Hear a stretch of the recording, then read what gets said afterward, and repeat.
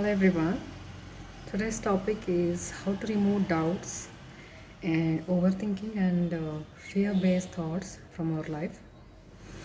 From my personal experiences, from the guidance that I received from the upwards, like from the divine. So this is purely personal, and this is something that I had to go through trial and error to receive this kind of a clarity from my life. It's just basically just like I always say, we are a soul experiencing a human experiences in this physical body that is mortal.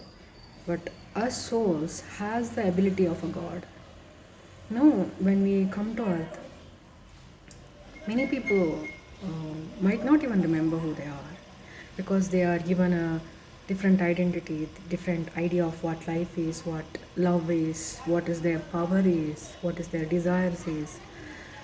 So basically, once we remember who we are, our truest identity, we can take our power back and make our life easier, less resistant, and satisfying, happier, less burdensome. We can release ourselves from a lot of miseries of life. Basically, no matter who you are, whether you're a celebrity with a lot of money, or somebody who's doing a small job, or an unemployed one, or a housewife, or a 90-year-old, or you're just in your teenage years going through whatever you're going through, you have to remember that no matter who you are a divine being. The idea of humans living on earth is just an idea that comes to us because of the life that we have been living on earth. We are basically a divine being experiencing this human experiencing, and because we are made up of love, there are a lot of things that we experience because of other people's lack of understanding of what life is about.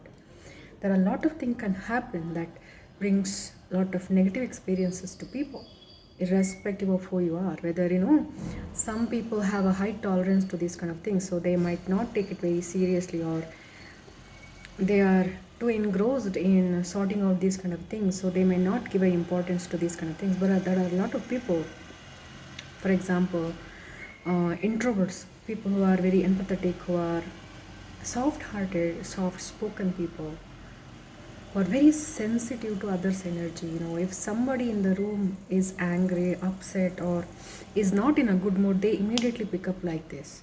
It's because they were born into certain circumstances that made them wary of other people's energy, so they had to protect themselves.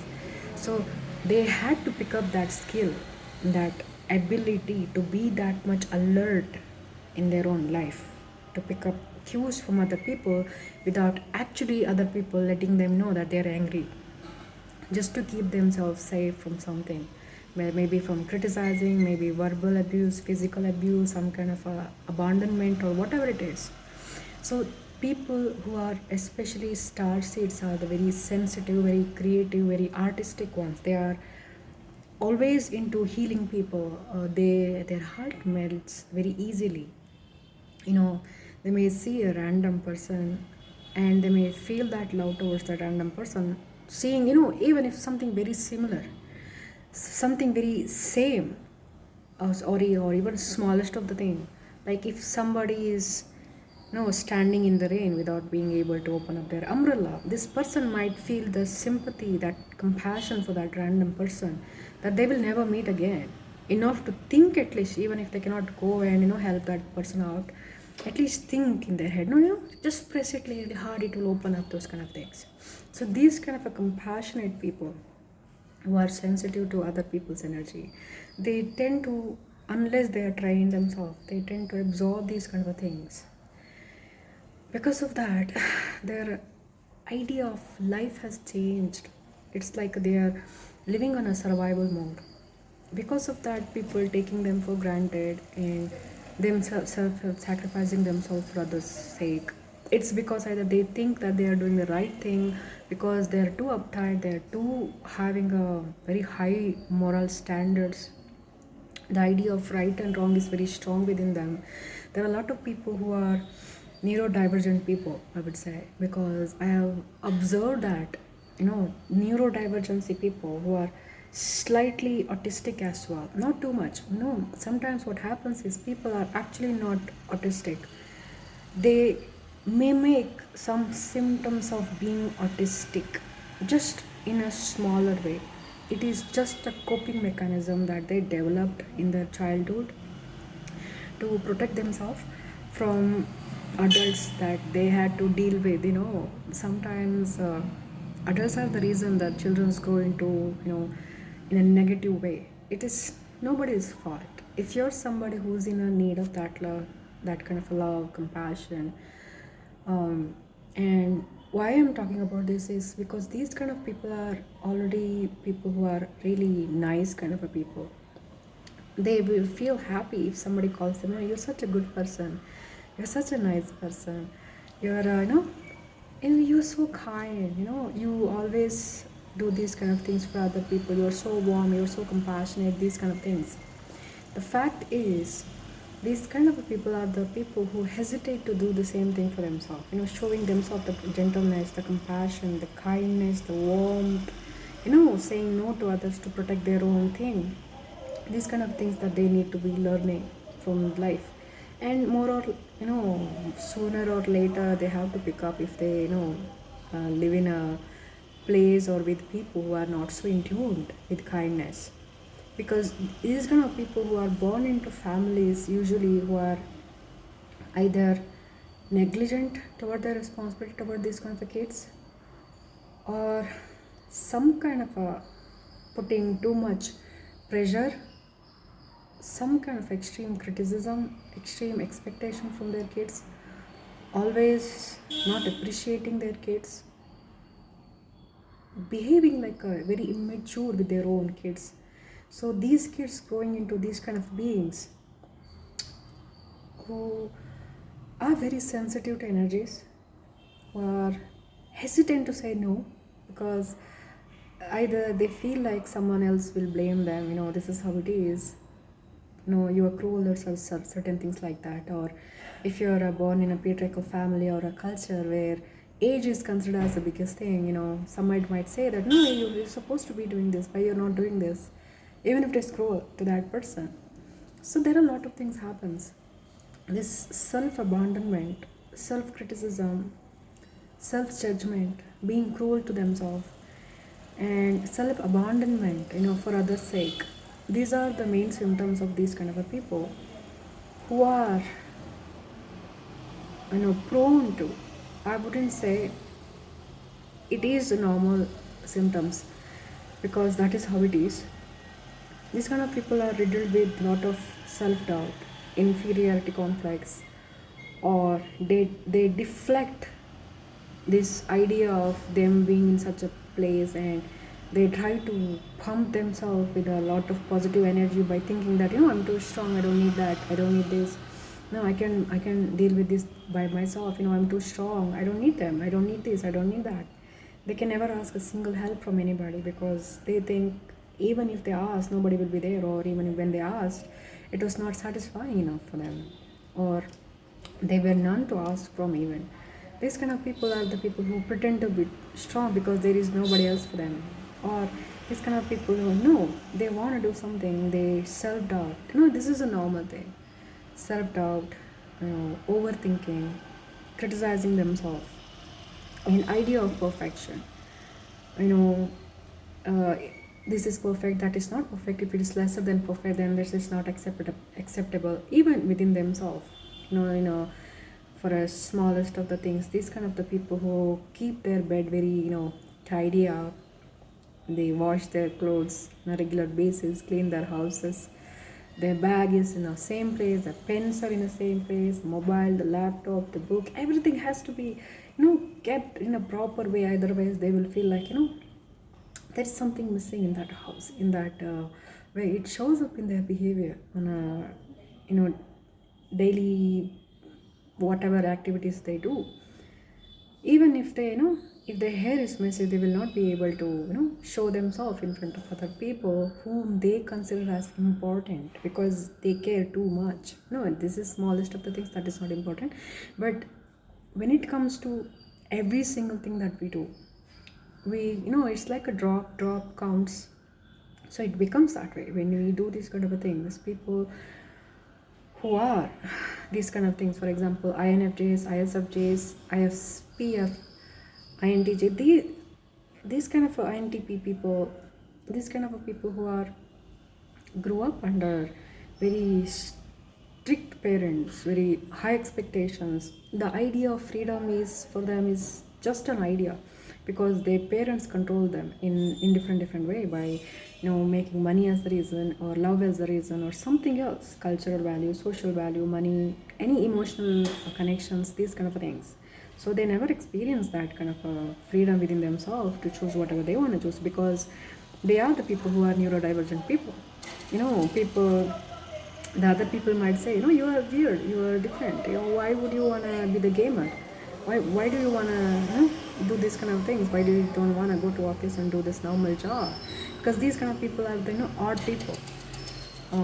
They they seek they seek that peacefulness by doing something artistic, something that fulfills their happiness. It's they don't do it for money. These kind of people, they value companionship, compassion, loyalty, love, commitment, good sportsmanship. They're uptight, have high morals, they bring justice to other people because they cannot see someone else experiencing that negativity. They stand up for other people, but when it comes to them, they're like very meekly, saying this is okay, that is okay, to comfort themselves because they are unable to confront those people because they never got a chance to confront other people in their life. They're adults. So why I'm talking about this, because this is all interconnected with each other. Being born in certain kind of people, growing up in certain kind of family, the opportunity they receive, whether they were in a small place, bigger place, in a city, which country, religion, their age, their own personal belief system. Because sensitive people are the one who's like a soft dough. If you mold them into something, they will shape up that way. Children are that way. So you cannot expect these things to happen in a tougher way. So if you're some person who's like that, who's always riddled with self-doubt, little bit inferiority complex, too hard on yourself, there are a lot of confusions what to do with your life, or even when you're making decision, you always riddle with two or three difficult decisions and you don't know what to do because you think about every single angle, every single possibilities of, if I choose this might happen, if I choose this might happen, what if that happens and then that happens, then this is happens. No, overthinking, not in a positive way but in a very negative way, because they have grown into in a family or a life where they had to assess all possibilities where they could get into trouble and they did not want it to get into trouble, or being in a place of being experience that criticism or extra burden from their adults, their guardians. So they had to secure their peace. So these kind of people are those people who see through situations in a very different angle, to be safe, just to be safe. Plan A, plan B, plan C. If they are going outside, they have a plan. They have to leave the house by this time, and they have a plan for every single thing because they don't know how to take a chance on life, to take a leap of faith because they're afraid of getting lost, not being supported, and they're feeling of having to lose things if they don't go according to the plan because of the anxiety that they were given when they were children themselves. So if you're some person, this is normal, this is absolutely normal, it's okay. It is very, very essential to show compassion, kindness, gentleness, understanding, acceptance, and forgiveness to yourself. That is the first step, because our subconscious, it takes all the cues that comes within. It is like a something, if we let it absorbs. If we stop certain thoughts that come from outside, even from within ourselves, it doesn't take in. That is why having a very positive self thought is very, very important. You know, when we think about something negative, it's because brain starts to think, if this action leads to that negative action or reaction from somebody else or something else, what I'm supposed to do. This is the reason of that overthinking. So if you are such a person, first thing that you can do is, it's better it's better that you realize that you are such a person. There is nothing wrong with you. There is nothing wrong with you. Nobody has to go through these kind of things unless they are some kind of a cruel person, or even if some kind of a cruel person, people turn into that kind of people because they cannot endure the life sometimes they have. So there is no way to judge other than, only divine has the right to judge ourselves, not ourselves. So it's very essential that we don't judge ourselves. Let the divine do the job. Until then, we have to choose what is good for us while being as much as benevolent that we can be within the capacity and understanding of what we are, what life can be.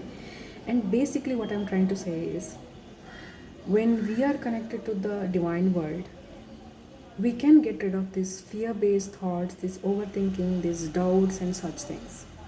So, if you're somebody who's really seeking way out of this negative self talk, postponing things, fear of losing things, fear of not having to able confront people and not being able to put people in their place, putting boundaries to people who are actually crossing their boundaries to make you uncomfortable, make you anxious, or take things from you, those kind of things.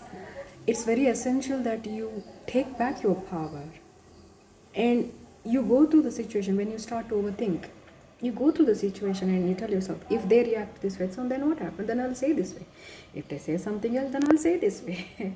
This is one way to prepare yourself. Second one is decreasing the processed food and taking a lot of raw based natural food. When we fast, we by default let go of a lot of earth based influence that we have on ourselves. I wouldn't force this because fasting has a lot of benefit. And if somebody fasts with just water for few days, it's everybody's capacity is different, but there are a lot of safer way to do it. If you can check YouTube or something, there are a lot of videos available how to do fasting very safely with just water. I have done that like 7 days and 10 days certain times. From my personal experiences, I can clearly say all this fogginess, this confusions, this doubts, this fear-based thoughts, it disappears. It's because our soul gets hold of it, our actual self, the higher self, and it can do it easily. Because once we stop eating food, if you cannot drop your food immediately, you can start with cutting down all the processed food, all this heavy food, sweet, salty food, and start eating something very natural food, very, I would say, raw or whatever, home cooked food, and in a healthier way, in a smaller way. You can do the intermittent fasting or one day meal, or you can eat 2 meals a day, morning and evening, or whatever your choice is. Or even if you eat 3 meals a day, just a bite of less is where you can start. It's always takes an intention. Just an intention is enough to start something. So when you do such things, when we can do such things, what happens is the influence of the earth that's in this body disappears slowly or fastly. It depends on how much thing that you do. Along with that, it helps meditate. Prayer is something that we connected to the divine world, and meditation is something that we receive guidance from the divine world.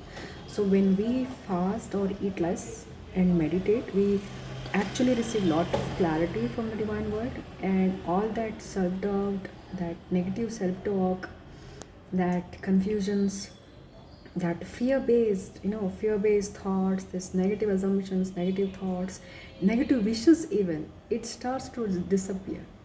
you know there are a lot of people who still think, fasting is something really bad for you. It is not. If you're having health issues, that is completely different. It's everybody's body is very different. But once you start doing this fasting, once you start fasting for 3 to 4 days, after that body feels very very light if you just do it with the water. So basically, if you really want to do something that want to change your life, it's in your hand. That is what I wanted to say. So basically, people don't understand sometimes because they correlate you know their anxiety, their negative self-talk, their negativity, that doubts, that confusion to their own self. They blame themselves. You're so fickle, you're so confused, you're so this, you're so that. No, it's not. This is exactly why I usually try to include all the circumstances, even if the topic is very clearly different. I include all the things because understanding of where does it come from is also very important. You can chop off some limbs of a tree, but if you really want to remove the tree, you need to start from the root to remove it completely. So knowing the root cause of the problem is very very important. This is why exactly I explain things. uh, it starts from the home, and it's very important to remember who we are. And if we want to exercise our power as a soul, and we can let go of the earthly influences, that is whatever we consume, conversation with the people, social media, food we consume, the things that we thought, that a lot of time people don't want to talk about or think about things, or there are a lot of negative things. They don't even know why these negative thoughts comes from. They are thinking about something good, and suddenly the same thought goes somewhere else and they don't even realize it, and suddenly they'll, why have I been thinking that way? We have the ability to manifest our things into our life. So this is exactly, if you're somebody like that, you can go to all of those things based on your own ability to do all of those things. You can always google and research regarding this fasting and such things. But in my own understanding and personal experiences, all that negative self-talk, this doubts, this fear-based thoughts, this overthinking, this self-criticizing, self-questioning, this this lack of confidence, or this inferior complex, or comparing, or whatever the negative traits that people have, it goes away in certain way. It is because of the influence of the earth that happens. That is not us. Our true higher self can never feel that negativity. What is the point of wishing for something negative? People wish themselves for someone else, that is different. People wishing negative wishes, it's because of the trauma that sits in their subconscious level, because that is why they fantasize about different things. But let me tell you, what is the point of wishing for something negative? Isn't it nice if something good happens to us? So if you're somebody who really want to change your life, this is where you can start. This is what I would suggest. But it is solely up to you. It's your life. You have to make the decision, and based on your belief system, your life, your willingness to change, you can do some research and take this video as a sign and make a changes as you wish. I hope it helps.